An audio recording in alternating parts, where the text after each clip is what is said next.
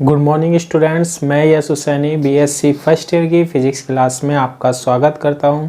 आज की क्लास में हम कुछ इम्पोर्टेंट क्वेश्चन करेंगे जो कि यूनिवर्सिटी में आए हुए हैं और जिनके फॉर्मूले हमने प्रीवियस क्लास में डिस्कस किए थे। तो सबसे पहले जो क्वेश्चन हम देख रहे हैं ये 2013 और 15 में यूनिवर्सिटी में आया हुआ है, ठीक है। और क्वेश्चन रिपीट होते हैं। क्वेश्चन क्या है कि एक कण की घूर्णन गतिज ऊर्जा, यानी एक पार्टिकल है और वो क्या कर रहा है, रोटेशनल मोशन कर रहा है, घूर्णन गति कर रहा है, तो उसमें क्या होगी, रोटेशनल काइनेटिक एनर्जी यानी घूर्णन गतिज ऊर्जा होगी। और वो कितनी है हमारे पास, 18 जूल है। एक कण की घूर्णन गतिज ऊर्जा कितनी है, 18 जूल है। और कण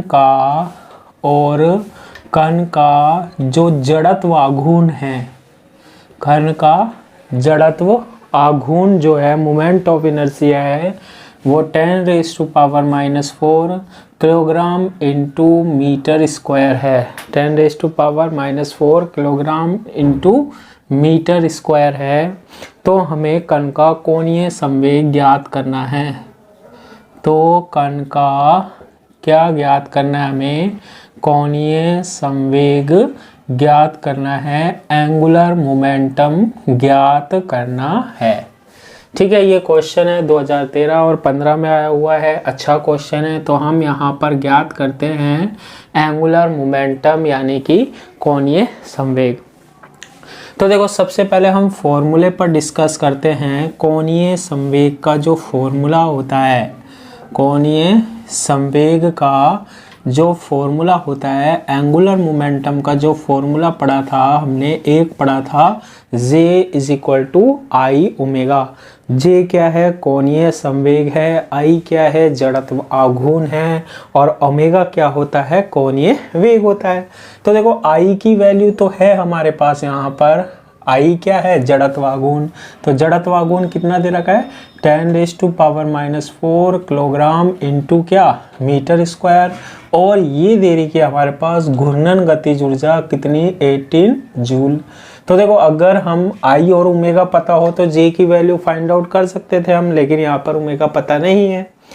यहाँ पर हमें घूर्णन गतिज ऊर्जा पता है, तो हम फॉर्मूला लगाने वाले हैं किसका, घूर्णन गतिज ऊर्जा का। और घूर्णन गतिज ऊर्जा जो होती है उसका फॉर्मूला हमने पढ़ा है 1/2 I ω² पढ़ा है, ठीक है। घूर्णन गतिज ऊर्जा का फॉर्मूला हमने क्या डिस्कस किया था, E = ½ I ω², ठीक है। तो E = ½ और ये I। अब देखो ये ω² है, यहाँ से ओमेगा की मैं वैल्यू को निकालता हूँ, इसकी वैल्यू क्या आएगी, J/I। तो इसमें रख देता हूँ ½ I ओमेगा की वैल्यू J/I, यानी कि J²/I²। एक I से एक I क्या हो जाएगा, कैंसिल। तो E = क्या आ जाएगा, ½ J² I आ जाएगा। अब हमें फाइंड आउट क्या करना है, क्या पता लगाना है, कोणीय संवेग। तो यहाँ से हम किसकी वैल्यू निकाल लेंगे, J² की वैल्यू निकालेंगे, और ये आएगा 2 × E × I आएगा। तो J क्या आएगा, कोणीय संवेग क्या आएगा, रूट ले लेंगे 2 × क्या, I। और यहाँ पर हमारे पास जो E की वैल्यू है ना, वो कितनी है, 18 जूल है। और I की वैल्यू जो है वो 10⁻⁻⁴ है। बाकी ये तो हमारे पास सिंपल मैथमेटिक्स है, इसको हमें क्या करना है, सोल्व करना है। तो इसको जब हम सोल्व करते हैं तो इसका जो आंसर आने वाला है ना, वो कितना आएगा, 6 × 10⁻⁻² आ जाएगा। आ गई बात समझ में। और इसका हम मात्रक लिख सकते हैं, यूनिट लिख सकते हैं, क्या होती है, किलोग्राम इंटू मीटर पर सेकेंड। ये इसकी क्या हो गई हमारे पास, मात्रक हो गई, यूनिट हो गई, ठीक है। तो इस तरीके से हम इसको क्या कर सकते हैं, सोल्व कर सकते हैं। ये तो किसकी बात हो गई हमारे पास, घूर्णन गतिज ऊर्जा से हमने क्या निकाल लिया, कोणीय संवेग। और यह क्वेश्चन आया हुआ है हमारे पास 2013 और 15 में यूनिवर्सिटी में। ठीक है, इसके बाद हम नेक्स्ट क्वेश्चन देखते हैं।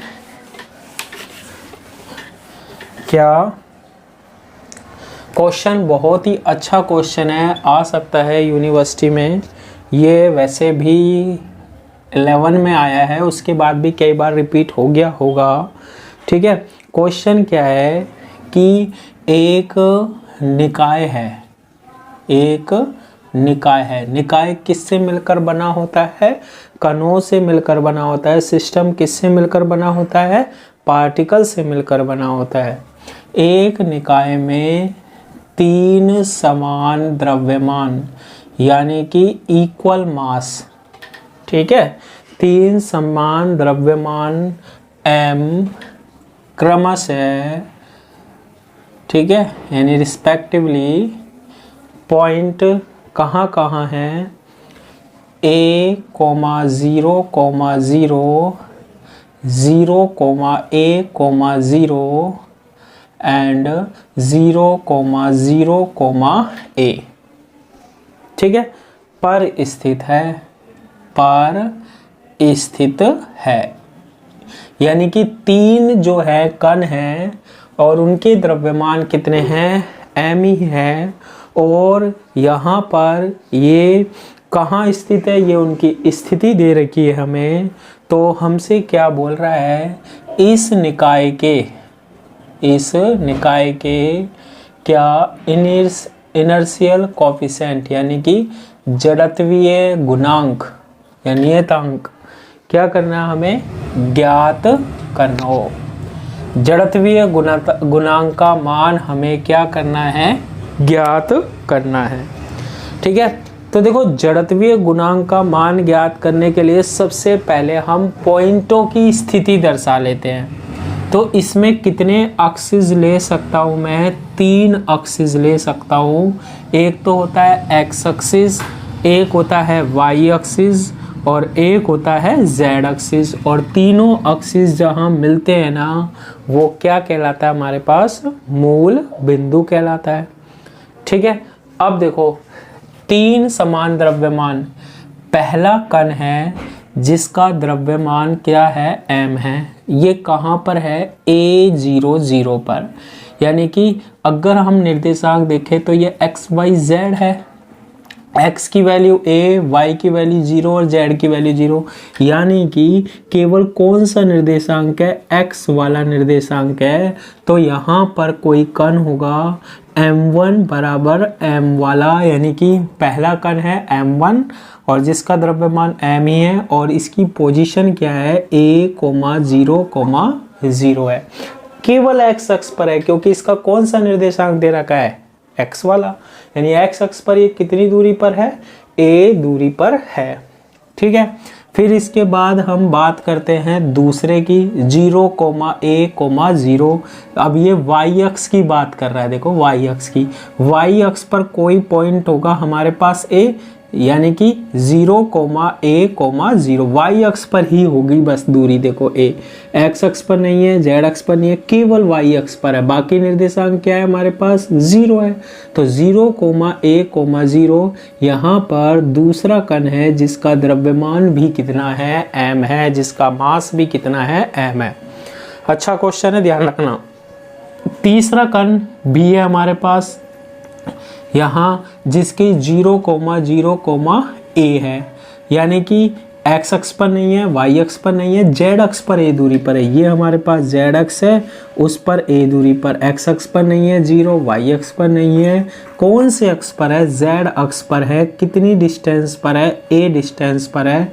और ये तीसरा कण है m3, जिसका द्रव्यमान, जिसका मास कितना है हमारे पास, m है। ठीक है, जिसका द्रव्यमान, जिसका मास कितना है हमारे पास, m है। अब हमें इनके क्या निकालने हैं, जड़त्वीय गुणांक ज्ञात करने हैं। क्या ज्ञात करने हैं, जड़त्वीय नियतांक। अब देखो जड़त्वीय नियतांक कौन कौन से होते थे, पहले याद करो। एक तो होता था हमारे पास IXX, एक होता था I वाई वाई, एक होता था हमारे पास आई जेड जेड, एक होता था आई एक्स वाई, एक होता था आई वाई एक्स, एक होता था आई वाई जेड, एक होता था आई वाई जेड कीजिए उल्टा आई जेड वाई, एक होता था आई एक्स जेड और एक होता था आई जेड एक्स। ठीक है, जिसमें हमारे पास आई एक्स एक्स एक्स एक्स के रिस्पेक्ट में था, आई वाई वाई वाई एक्स के साथ और I Z Z Z x के साथ। ये जो आई एक्स वाई होता था और आई वाई एक्स होता था ये दोनों बराबर होते थे। आई वाई जेड और आई जेड वाई, ये वाई और जेड एक्स के सापेक्ष ये भी दोनों बराबर होते थे। और एक I x Z is equal to I Z X, ये दोनों भी बराबर होते थे। ये एक्स और जेड के सापेक्ष क्या था हमारे पास, जड़त्वीय नियतांक था। हमें क्या करना है, इनकी वैल्यू को फाइंड आउट करना है। यही हमारे पास जड़त्वीय गुणांक कहलाते थे। सबसे पहले हम बात करते हैं किसकी, आई एक्स एक्स की, आई एक्स वाई वाई की और आई जेड जेड की। तो यहाँ लिखता हूँ मैं क्या, आई एक्स एक्स। ठीक है, तो सबसे पहले इसका जो फॉर्मूला बना था वो लिख लेते हैं। I x X is equal to summation I is equal to 1 to n M I. ठीक है, एम आई, और ये बनता था हमारे पास आर आई स्क्वायर माइनस एक्स आई स्क्वायर। अब एक बात ध्यान रख लेना, जो आर आई था ना वो एक स्थिति सदिश था, पोजीशन वेक्टर था। ये आर आई क्या बताता है, तीनों का x i cap plus Y i j cap plus Z i k cap, ये होता है आर आई का मान। जैसे ये हमारे पास एक निर्देशांक है, ये बिंदु P है। अब इसका स्थिति सदिश जो होता है वो आर आई होता है, तो आर आई सदिश ये होता है। अगर हम इसका क्या निकालें, परिमाण निकालें, तो परिमाण कैसे निकलता है, root x I square plus Y I square plus Z I square से, और इसका स्क्वायर कर देंगे तो आर आई स्क्वायर किसके इक्वल आ रहा है हमारे पास, देखना आप, आर आई स्क्वायर आएगा एक्स आई स्क्वायर प्लस वाई आई स्क्वायर, है ना, और प्लस जेड आई स्क्वायर के क्या होता है, इक्वल होता है। ये तो 11th में भी बहुत पढ़ा था, ये आई आई लगा दिया बस, क्योंकि ये कौन से कण के लिए होता है, आई वे कण के लिए होता है। ठीक है, तो I x X is equal to summation I is equal to 1 to n M आई।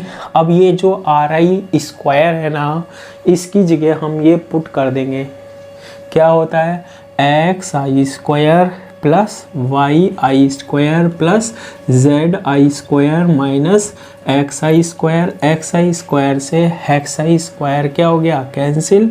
तो क्या आ जाएगा, I X is equal to summation I is equal to 1 to n M I Y I square plus Z I square. ठीक है, अब यहाँ देखना आई की कितनी वैल्यू होंगी, कितने कण हैं, ये कितने का सिस्टम बन रहा है, 3 का, फर्स्ट सेकेंड और 3। तो आई के कितने वैल्यू होंगी, 3 होंगे। तो 3 वैल्यू लिख देते हैं हम, देखो m1, और ये बनेगा y1 square plus z1 square plus फिर आई की वैल्यू 2 रखोगे, m2 y2 square plus z2 square plus m3, और क्या बनेगा हमारे पास, y3 square plus z3 square बनेगा। बनेगा या नहीं बनेगा, बिल्कुल बनेगा। अब I x X is equal to अब m1 क्या है, m1 ये वाला कण है, m1 का द्रव्यमान क्या है, m है। ठीक है, अब देखो जो m1 कण है वो x अक्ष पर है या नहीं है, बिल्कुल है सर। क्या y और z के मान मिलेंगे इस पर, नहीं, इस पर केवल x का मान मिलेगा। ठीक है, तो y 0 होगा, z भी क्या होगा, 0 होगा। फिर आ जाओ आप m2 पर, m2 क्या है, m है, तो यहाँ m2 का द्रव्यमान भी सेम है, तीनों के द्रव्यमान सेम है। फिर इसके बाद आएगा y2 square plus z2 square. m2 कण केवल कौन से अक्ष पर है, y अक्ष पर है, यानी कि y की वैल्यू है a। तो यहाँ y2 की वैल्यू लिख देना a स्क्वायर। क्या z पर है ये m2? नहीं है, तो z की वैल्यू क्या हो गई 0 प्लस m3 भी क्या होता है m होता है, m3 भी क्या है m है। क्या ये हमारे पास y अक्ष पर है? नहीं है, ये केवल z अक्ष पर है। तो कौन सी वैल्यू होगी, y की तो वैल्यू 0 होगी, केवल z की वैल्यू होगी। z की वैल्यू क्या है a, तो ये बनेगा a स्क्वायर। तो ix जो आ रहा है ना हमारे पास, ये तो 0 प्लस 0 0 को m से मल्टीप्लाई कराएंगे ना, तो कितना बनेगा हमारे पास 0 बनेगा। और ये m इंटू ए स्क्वायर, तो ये m a स्क्वायर बन जाएगा। और m इंटू ए स्क्वायर, ये भी m a स्क्वायर बन जाएगा, यानी कि कितना आ जाएगा 2m a स्क्वायर आ जाएगा। ठीक है, कितना आ जाएगा 2m a स्क्वायर आ जाएगा। यानी कि ix की जो वैल्यू आ गई ना, ये सारी वैल्यू हमें क्या करनी है, पता लगानी है। ठीक है, सारी वैल्यू हमें क्या करनी है, पता लगानी है। तो यहाँ जो हम पता लगा लेंगे वो उसको यहाँ लिख लेंगे। तो ix की जो वैल्यू आई है ना, वो कितनी आई है हमारे पास 2m a स्क्वायर आई है। ठीक है, फिर इसके बाद हम निकालते हैं किसकी, y की। ठीक है, आया हुआ क्वेश्चन है, अच्छा क्वेश्चन है। देखो y की summation i is equal to 1 से लेकर n तक। अब y की भी वैल्यू होती है, क्या होती है, y भी हमारे पास एक वैल्यू को रिप्रेजेंट करता है। ठीक है, और वो वैल्यू जो होगी हमारे पास वो क्या होती है, mi into ri square minus yi square के इक्वल होता है हमारे पास। ठीक है, अब देखो इसको कैसे सोल्व करेंगे। y is equal to summation i is equal to 1 to n तक mi ri स्क्वायर की जगह ये टर्म लिखते हैं, X I square plus Y I square plus Z I square minus Y I square से Y आई square cancel. तो I Y is equal to summation I is equal to 1 to n M I और X आई square plus क्या Z आई square. आई के कितने value होगी, 3 होगी, क्योंकि कितने कणों का निकाय है, 3 कणों का। तो I Y is equal to पहला आई का मान 1 रखेंगे, m1 x1 square plus z1 square. आई की वैल्यू 2 रखेंगे x2 स्क्वायर और z2 स्क्वायर प्लस आई की वैल्यू 3 रखेंगे m3 और ये बनेगा x3 square plus z3 square. हम वैल्यू रख देते हैं, देखो I Y is equal to m1 वाले कण पर आ जाओ। m1 का द्रव्यमान कितना है, m है। क्या इसका x कोऑर्डिनेट है, हाँ x का निर्देशांक तो है, कितना है a स्क्वायर। क्या ये z पर है, z का कोई मान होगा, इस पर नहीं होगा। z क्या है, 0 है, y भी 0 है, तो ये 0 होगा। m2 आ जाओ, m2 क्या है, मान m है, m लिख दिया। क्या x2 है इसका, नहीं, इसका केवल कौन सा मान है, y वाला मान है, तो y वाला लिखने नहीं है, x भी 0 है, z भी 0 है। प्लस m3, इस कण की बात आ जाओ, इस कण का द्रव्यमान कितना होगा m3 का, वही m ही है, m3 भी m है। इसका कौन सा निर्देशांक होगा, केवल z वाला, x और y वाला 0 है। तो देखो x वाला 0 है लेकिन z वाला कितना है, a है, तीसरे कण का, तो a। तो I Y is equal to हमारे पास क्या आएगा, m इंटू ए स्क्वायर, ये तो 0 हो गया, ये 0 हो गया, m ये क्या है a square, m into A square, तो ये भी कितना आएगा हमारे पास 2m a स्क्वायर। तो आई वाई भी हमारे पास कितना आ रहा है, 2m इंटू ए स्क्वायर आ रहा है। ठीक है, फिर हम इसमें तीसरा निकालते हैं, क्या आई जेड, क्या निकालते हैं, आई जेड निकालते हैं। आई जेड जेड की वैल्यू क्या होगी, वही होगी summation I is equal to 1 to n तक M I R I square minus Z I square होती है। फिर I Z Z is equal to summation I is equal to 1 to n M I R I square की value क्या लिखते हैं, X I square plus Y square plus Z square, X I square plus Y I square plus Z I square minus Z I square, z I square से z आई square cancel हो गया तो क्या आएगा, I Z Z is equal to summation I is equal to 1 से लेकर n तक M I, और ये बनेगा एक्स आई स्क्वायर प्लस वाई आई स्क्वायर। अब आई के कितने मान होंगे यहाँ पर, 3 मान होंगे, क्योंकि कितने कण हैं, फर्स्ट सेकेंड और थर्ड कण है। तो फर्स्ट मान रखेंगे तो क्या बनेगा, m1 x1 square plus y1 square, second रखेंगे m2 और x2 square plus y2 square, third रखेंगे तो क्या होगा m3 x3 square plus y3 square. तो I Z Z is equal to m1 वाले का देखो, m1 की जगह क्या है, m है, x1 है क्या है x1 यानी कि a स्क्वायर, y और z 0 है तो y 0 है यहाँ पर, प्लस m2 वाले पर आ जाओ, m2 का द्रव्यमान कितना है, m है, क्या इसका x2 होगा, कोई नहीं होगा, y तो है इसका कितना a, तो y वाला घटक कितना होगा, दूसरे कण का a होगा। तीसरे कण पर आ जाओ m3 का द्रव्यमान कितना है, m है, क्या x3 घटक है इसका, नहीं है भैया, इसका तो केवल तीसरे कण का तो केवल z वाला ही मिलने वाला है, तो x तो 0 होगा, y जेड भी y x भी नहीं है, y भी नहीं है, जेड जेड होता तो इसमें तो x और y है, तो 0 प्लस 0, ये y की वैल्यू रखोगे a स्क्वायर, तो इसको सोल्व करोगे तो क्या आएगा, I Z Z M into क्या, M A square plus M into M A square is equal to क्या आएगा, 2ma स्क्वायर आएगा। तो आई जेड जेड की जो वैल्यू आएगी ना वो कितनी आएगी, 2m इंटू ए स्क्वायर आएगी। इस तरीके से हम किसकी वैल्यू निकाल सकते हैं, आई एक्स एक्स की, आई वाई वाई की और आई जेड जेड की।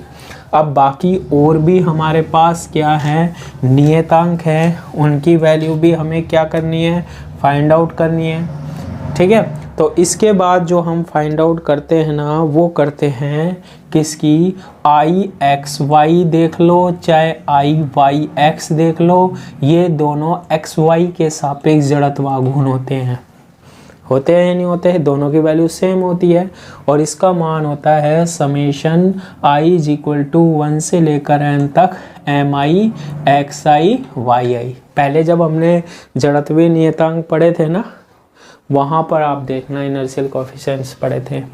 अब आई एक्स वाई या आई वाई एक्स निकालेंगे, इसके कितने मान निकलेंगे, नेगेटिव तो मैं बाहर लिख लूँ, 3 होंगे क्योंकि 3 कण है, फर्स्ट सेकेंड और थर्ड, तो क्या बनेगा m1 x1 y1, दूसरा क्या बनेगा, आई की वैल्यू 2 रखोगे m2 x2 y2 प्लस आई की वैल्यू 3 रखोगे तो m3 x3 और y3, ठीक है।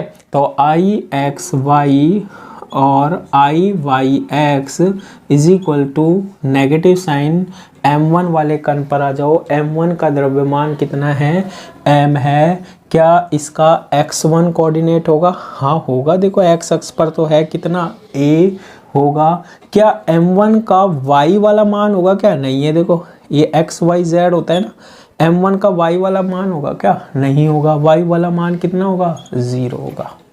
आ गई बात समझ में। प्लस अब m2 पर आ जाओ, m2 दूसरा कण है जिसका द्रव्यमान कितना है, m है, क्या इसका कोई x घटक होगा, ये तो पूरा y अक्ष पर है, x 0 है, y a है और z भी 0 है, तो इसका x2 घटक कितना होगा, 0, लेकिन y घटक कितना है इसका, y कितना है, a है, a लिख दिया।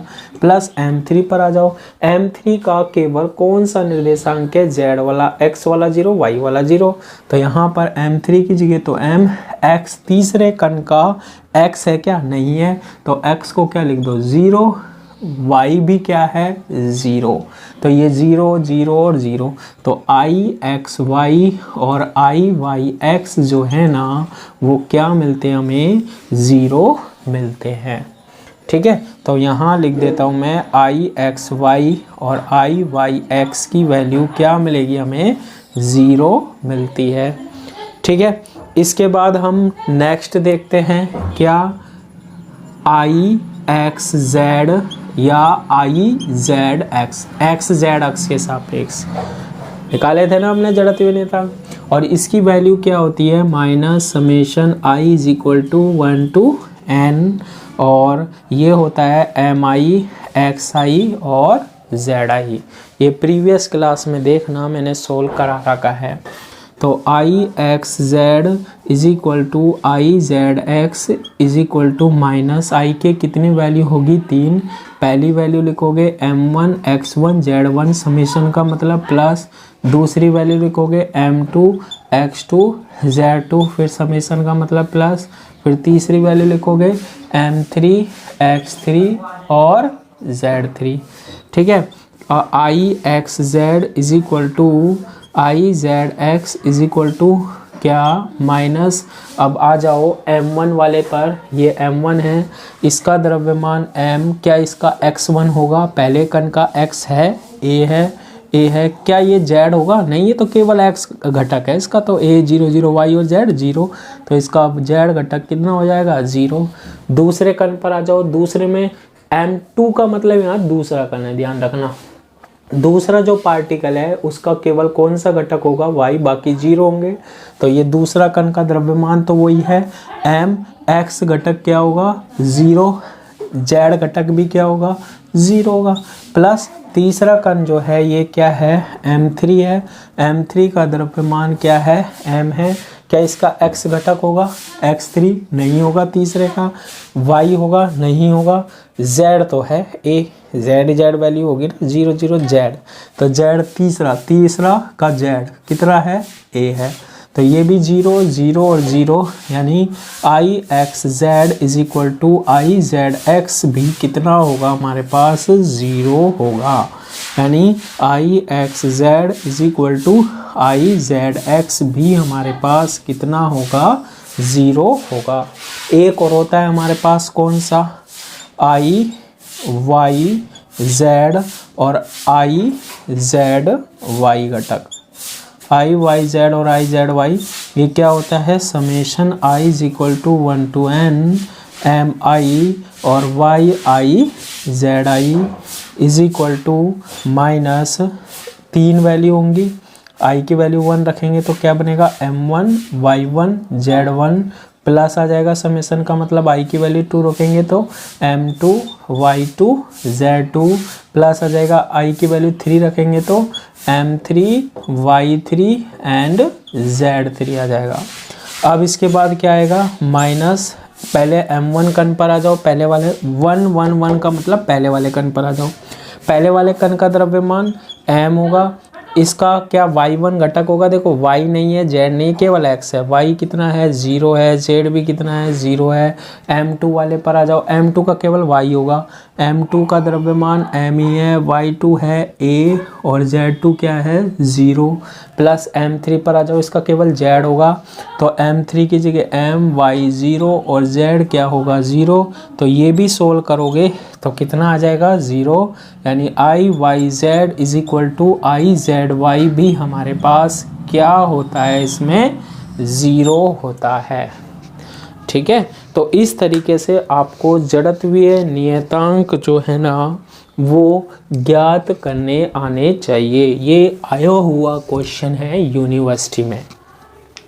ठीक है, तो ये वैल्यू हम फाइंड आउट कर चुके हैं, क्लियर है। अच्छा देखो, इसको मैट्रिक्स की फॉर्म में भी लिख सकते हैं, मैट्रिक्स मैंने बताई थी कैसे होती है, यहाँ होता है I x x, I x y, I x z, और ये होता है I Y x, I y y और आई वाई जेड, और तीसरा होता है I Z x, I Z y और आई जेड जेड होता है। बस आप इसको प्रूव रख दो इसमें। देखो आई एक्स एक्स की वैल्यू कितनी आई 2ma², 2ma²। आई वाई वाई की वैल्यू कितनी आई 2ma², और आई जेड जेड की वैल्यू कितनी आई 2ma²। बाकी सभी की वैल्यू इसकी 0, इसकी 0, इसकी 0, इसकी 0, इसकी 0, इसकी 0। ठीक है, तो इस तरीके से इस न्यूमेरिकल को हम क्या कर लेते हैं, सोल्व कर लेते हैं। आज की क्लास के लिए इतना ही। Thank you.